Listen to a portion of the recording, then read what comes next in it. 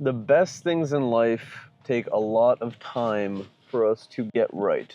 When it comes to our relationships, when it comes to our careers, our spirituality, our health, whatever it is, it's going to take a tremendous amount of time, more than you would imagine, more than you are capable of imagining currently, if you haven't done it already.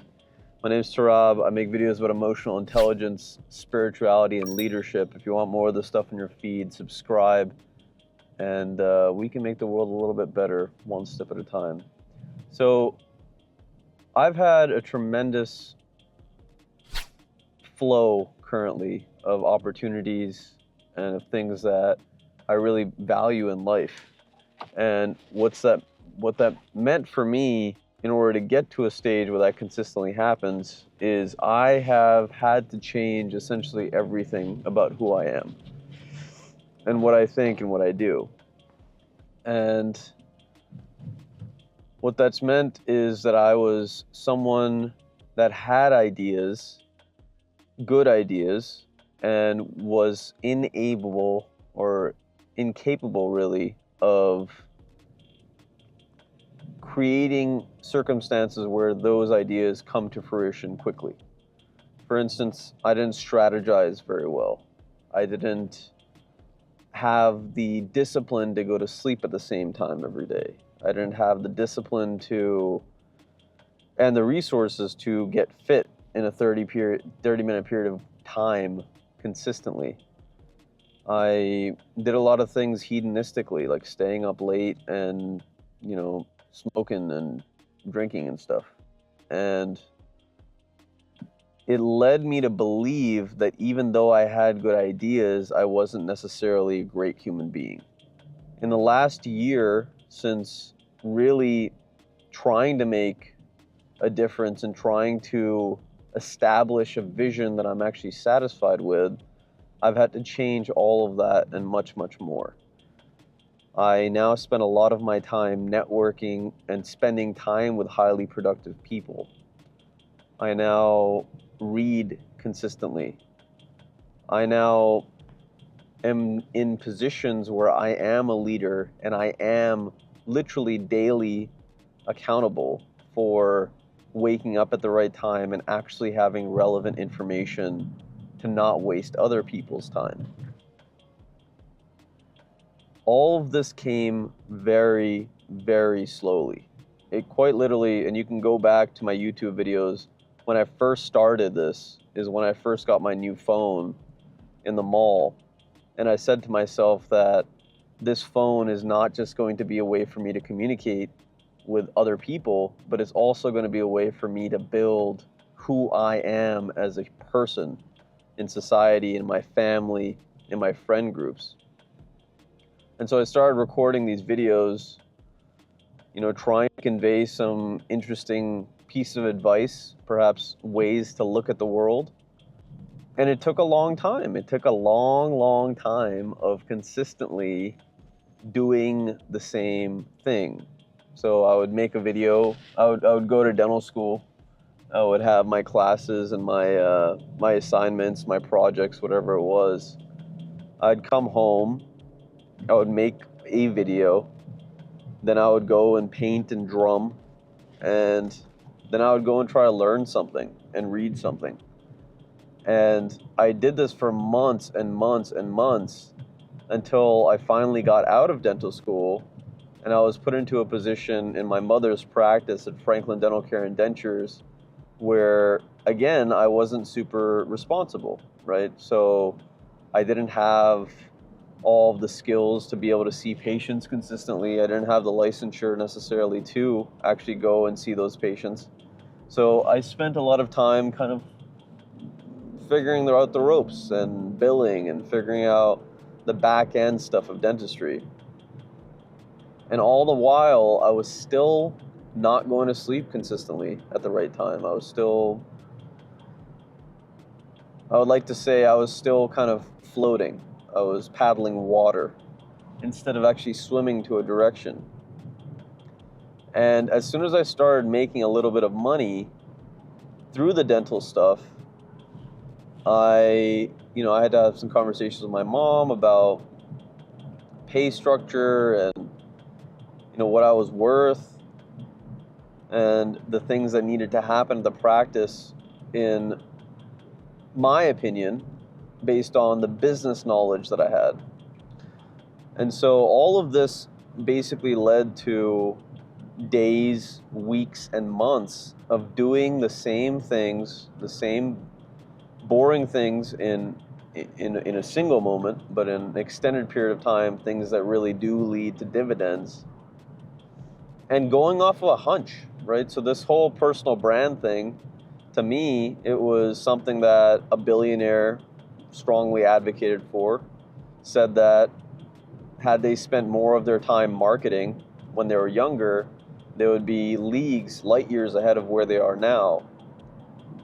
And so I took this to heart. I was like, well, I've never really enjoyed dental school and doing the usual things like watching shows and watching football and doing all of the normal things that normal people do. I always wanted to have a little bit of extra juice, a little extra excitement for how I spend my days.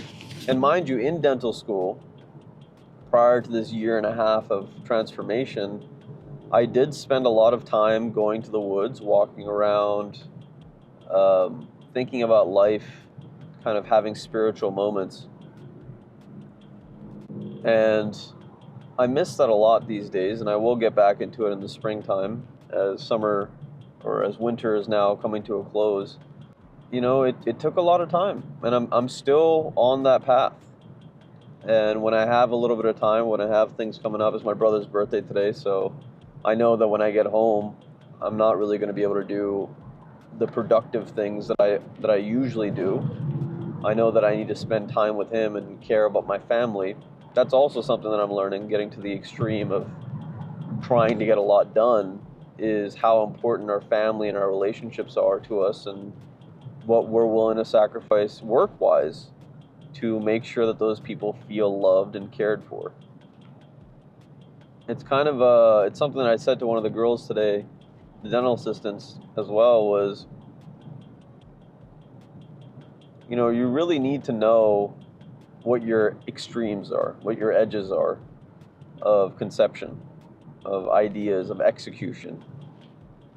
Because those extremes give us a chance to reflect on the best and worst parts of ourselves, and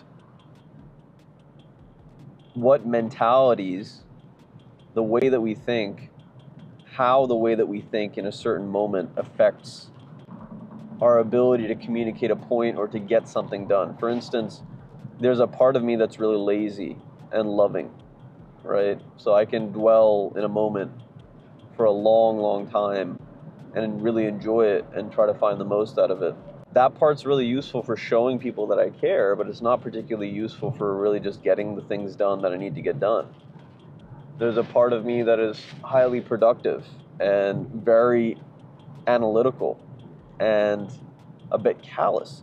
Not that great for relationships, but really, really useful for figuring out who's doing the work and who's being compensated and what parts of my system, people-wise and technology-wise, are broken.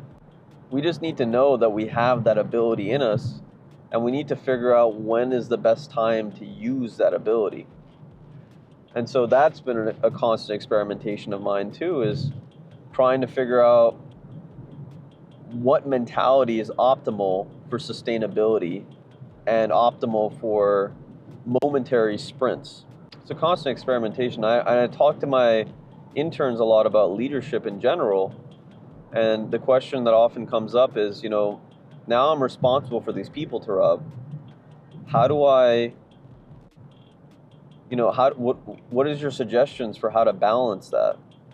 And my comment almost consistently when someone's asking me how to go and pursue a thing that they haven't done before is, go and do the thing that you haven't done before and keep doing it until you figure out things that work and things that don't work.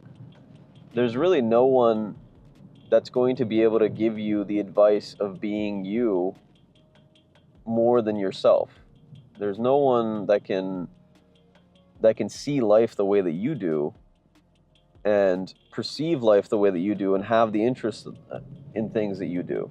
And so it really is just a constant process of building habits, experimenting with who we are and what we believe, and trying every single day to become a little bit more aligned with that core you, that the vision that excites you about life.